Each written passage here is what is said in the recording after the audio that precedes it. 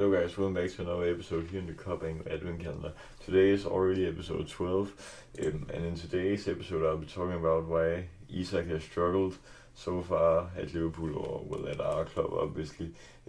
So I think the first real problem that he has faced is that he obviously didn't have a preseason.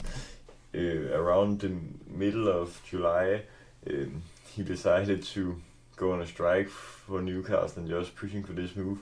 But obviously he also had an injury beforehand, so he wasn't even part of the tours that Newcastle did in preseason. And then obviously when he chose to do this thing where he just pushed for a move, then he obviously fairly enough wasn't in the Newcastle squad for the preseason. So yeah, that is a huge hindrance, I guess you can call it, in not playing, because one, you don't get the tactics from the start, and two, obviously you don't have the all the match fitness. And also he got signed on deadline day, so we already had played 3 league games in the season when he came in. And obviously the stats this season haven't been great for Isak. Well, he had a great Carabao Cup game in which he got, I think, a goal.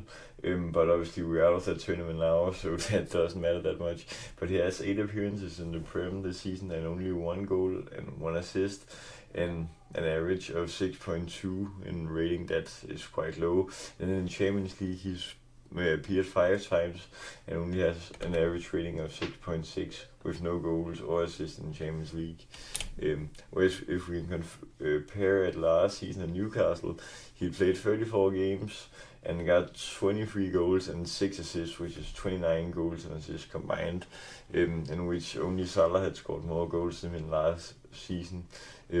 So yeah, that's also something we can compare, because he was extraordinary at Newcastle last season.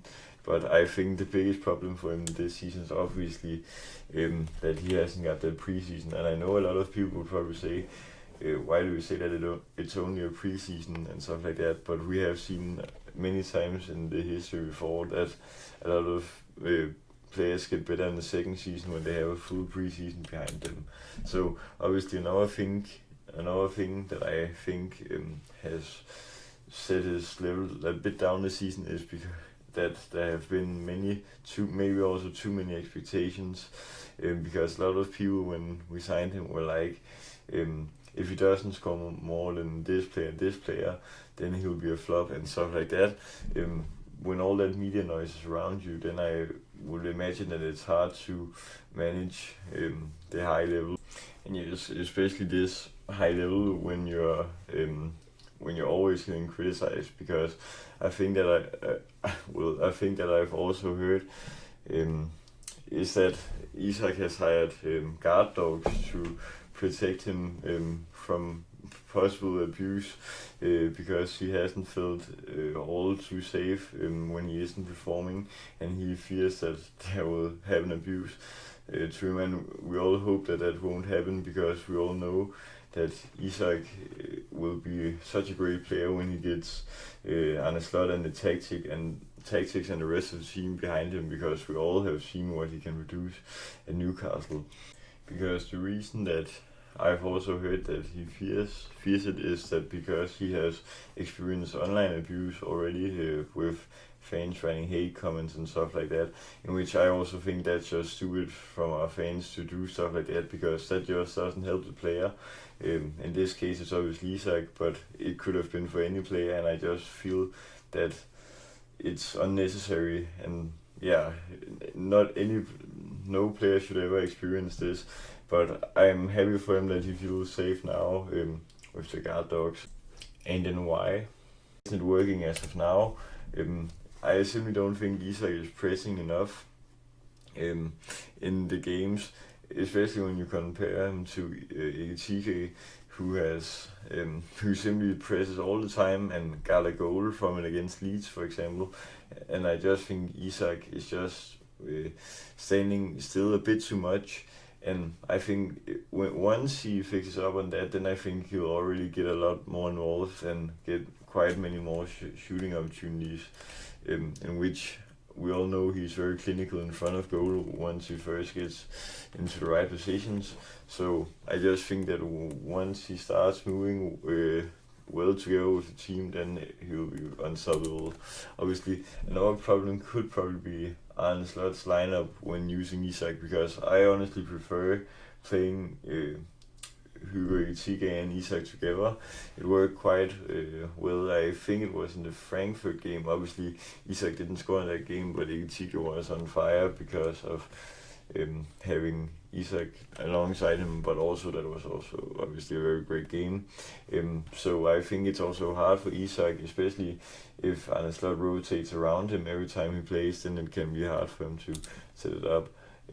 But it's also, as I've talked about, it can maybe be hard to, when you have signed two such expensive strikers and you come in as the number two of them, and how you are going to cope with a new teammate in attack also, because we all know that they are both very great players, but that's also a thing down to Arne, I think, in which we will need to fix and get them to play together well together, and obviously also with the rest of the team, because it's not only between them. So yeah, obviously another problem that I think there maybe could be is that we have a lot of new signings that we are needing to gel. Obviously the most notable ones as of now are obviously Isak, Wirtz, Ekitike, and probably also Kyrgyz, because sadly Frimpong and Leone have been injured.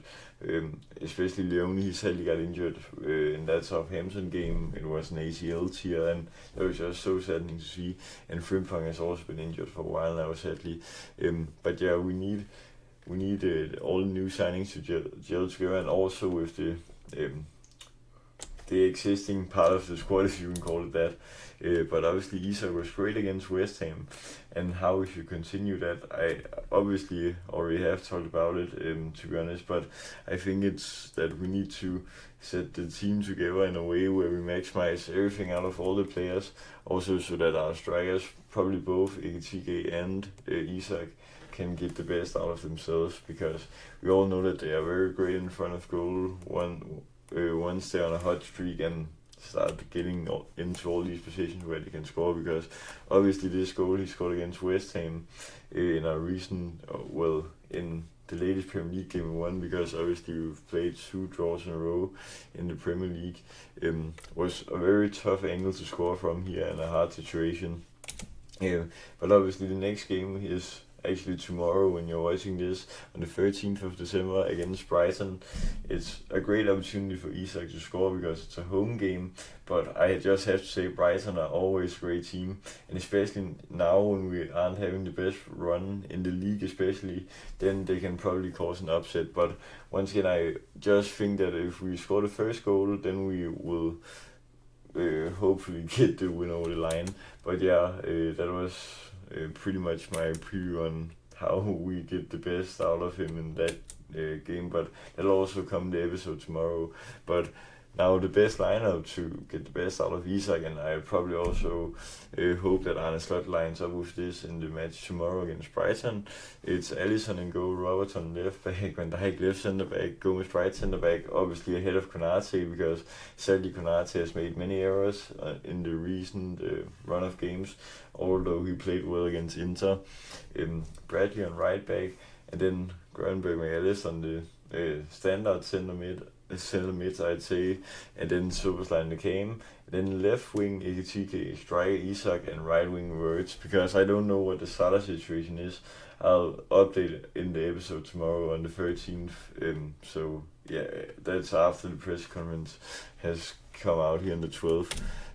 So yeah guys, that was all for today's video on why Isak has struggled at Liverpool and my thoughts on it obviously. But yeah guys, I hope you enjoyed this episode. Remember to like, subscribe, and share with all Liverpool fans. Till next time, peace.